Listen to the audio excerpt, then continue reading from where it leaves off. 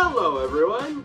Welcome to the first ever, and probably only ever, episode of Bazaar Cinema, a show in which you send me random obscure movies of varying levels of quality for me to review. Now, granted, for this episode, nobody seems to have sent me any movies, but, in the coming episodes, if there are any, that might change. So, yeah, just go to the email in the link below, or right here, and suggest me your movies, because I will most doubtably react to them. I mean, after all, you will get a review. I always review movies. But, yeah, without further ado, let's get on with a few movies that I have gathered from Letterboxd, because, that's what I primarily use.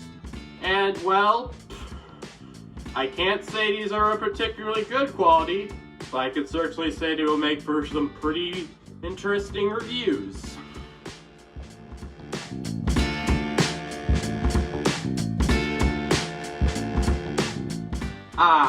Nefarious.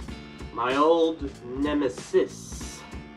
Okay, so, for some context, I used to be a very vocal supporter of this movie back when I had my gripes with Hollywood.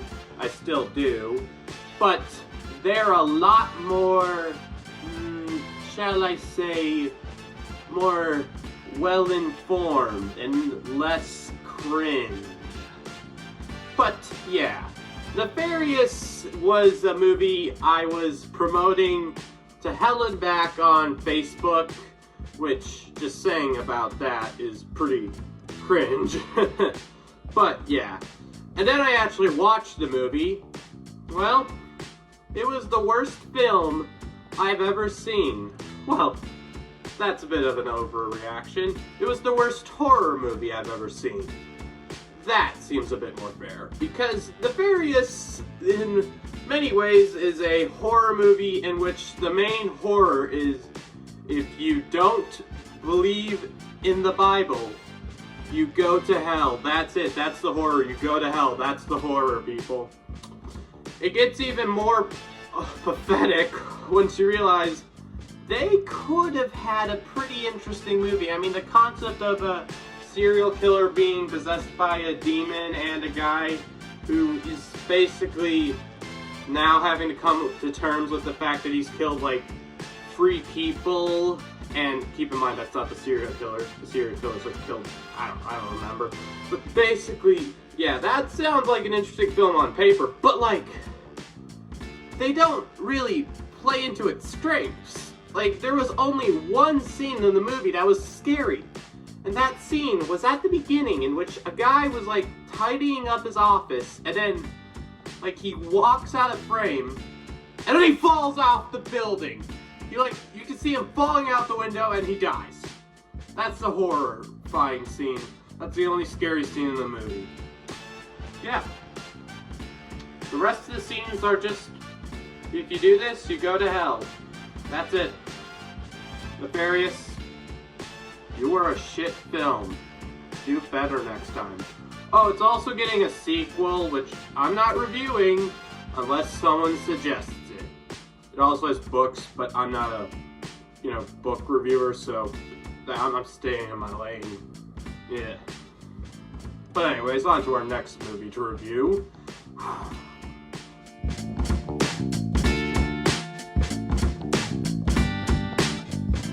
Okay, so I found this movie while looking for obscure and bad movies on Letterboxd. I looked for it on a list, and, well, its title alone stuck out to me like a sore thumb. I mean, who names a movie Love, Hair, and Racism? That's The Good, the Bad, and the Ugly, but dumber.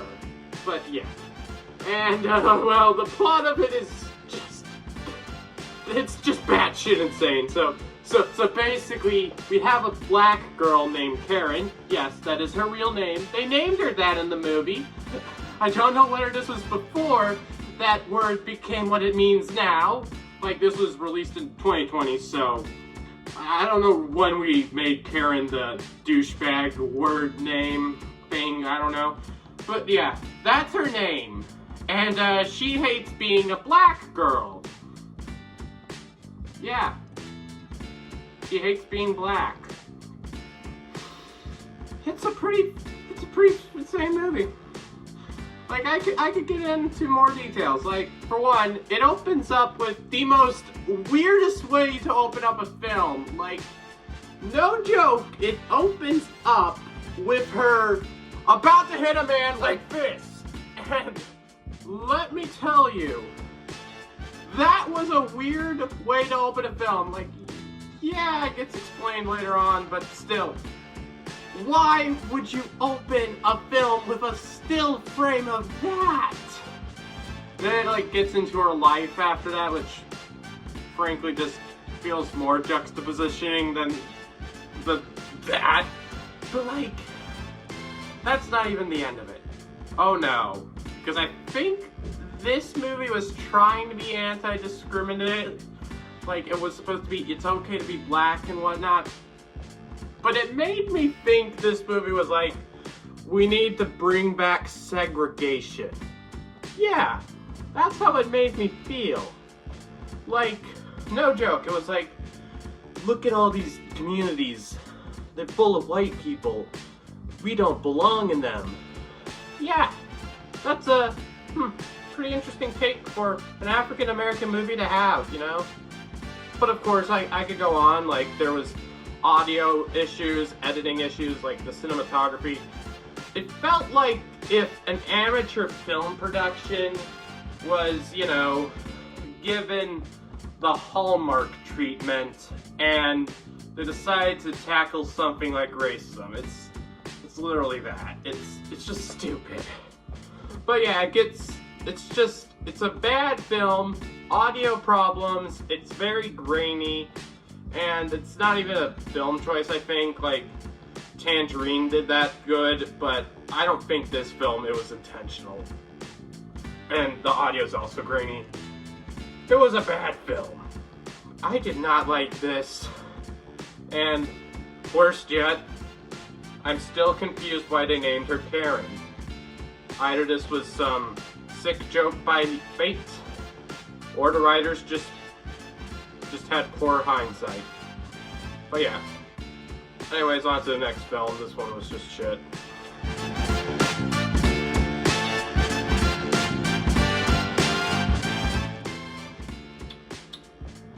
This is probably the worst film I have seen today. And that's saying a lot compared to what we just saw, you know, previously. But yeah. Let's talk about Where the Dead Go to Die, because oh my god, I freaking hate this movie. So, here we go. Okay, so one thing I'm gonna have to explain to you is this is a, I don't know, it's among the lines of Serbian film. If you know what Serbian film is, yeah, it's fucked up. So, yeah, this movie is... But not only that, but guess what? It also has surreal and downright disturbing imagery in it, but guess what? It means nothing. No, seriously, the film director said in an interview he did it because he felt like it. Because he liked it, and yeah, that's it. No other reason, it's just there because it's there. But yeah, now, this movie is also the reason why I'm now considering not all dogs go to heaven. Some dogs go to places worse than hell, because frick that dog! And god damn it, the CGI, man, I can handle stuff like Xavier the Renegade Angel, which it's an okay show. I mean, it's great, but man, does it get tiring after a while.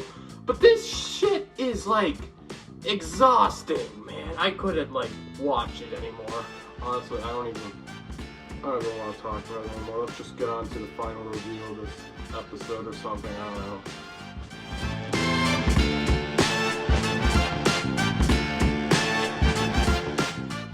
For our last film, let's talk about something that was actually edible. Despite the fact that the title is literally a chemical. Yeah. I'm talking about the very underrated indie film, which I happen to know about because I'm in a Facebook group in which you promote indie movies you're working on, and, well, this gem was promoted in there, and, well, let me just say I'm very happy it was. It is called Chlorine Kills, and oh my god, oh my god. Like, when I found out the, story behind it, I was just amazed. So, in case you didn't know, the story is, it's about like a hitman guy who's trying to leave behind his past. He was like called the pool boy. I guess you can see why it's called Chlorine Kills. But yeah, pretty standard sounding plot, yeah. But here's where it gets interesting, because this film had a dad. Well, yeah, it had a dad, but he's dead now. In real life, too. So, yeah, you could safely say that's pretty emotional. And, well, this movie actually made me feel something.